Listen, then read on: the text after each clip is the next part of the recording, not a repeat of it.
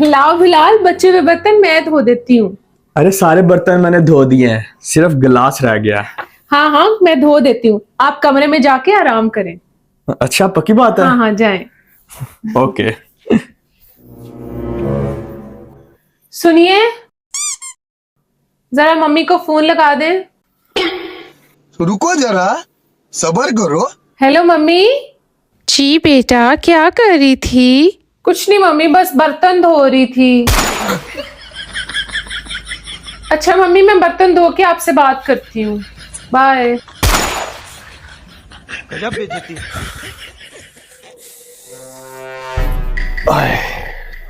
थक गया। सुनो, हम्म। मैंने बर्तन धो दिए। अच्छा ठीक है। अच्छा, मैं बहुत थक गई हूँ, अब आप जाके कपड़े धो दें।